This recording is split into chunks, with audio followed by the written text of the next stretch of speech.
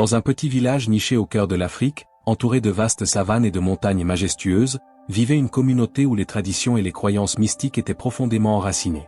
Le village, appelé Nyamba, était régi par les principes de la Maa, l'équilibre et l'harmonie universelle.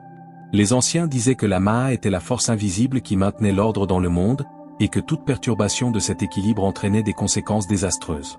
Au centre du village se dressait un grand arbre, l'arbre de la sagesse, dont les branches s'étendaient comme des bras protecteurs.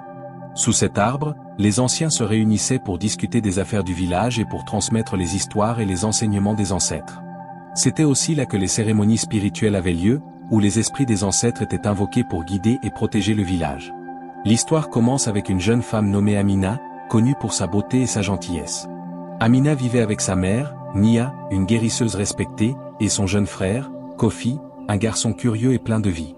Leur père, un brave guerrier, était mort des années auparavant, laissant derrière lui un vide que la famille essayait de combler avec amour et courage.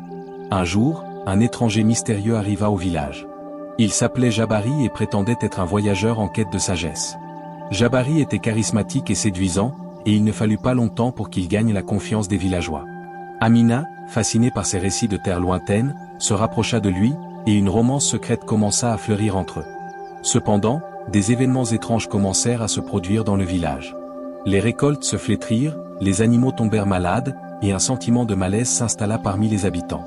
Les anciens, inquiets, consultèrent les esprits et découvrirent que l'équilibre de la Maa avait été perturbé.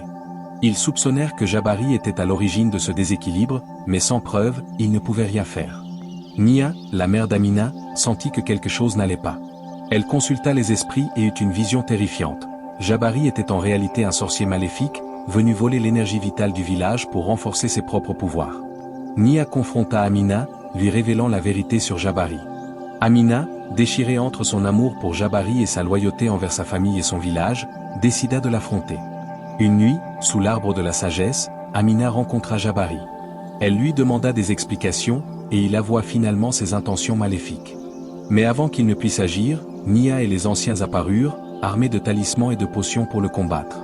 Une bataille spirituelle intense s'ensuivit, où les forces de la lumière et des ténèbres s'affrontèrent. Dans un moment de désespoir, Amina invoqua les esprits des ancêtres, leur demandant de rétablir l'équilibre de la Maa.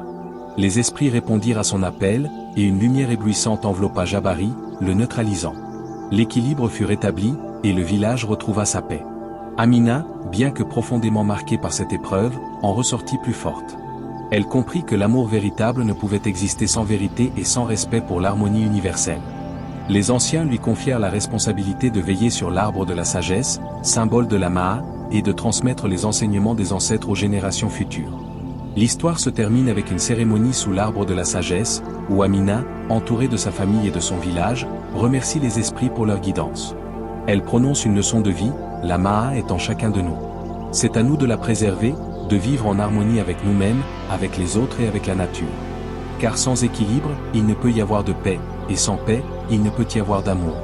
Ainsi, dans le village de Nyamba, les échos de la Maa continuèrent à résonner, guidant les habitants vers un avenir rempli de sagesse, d'amour et d'harmonie.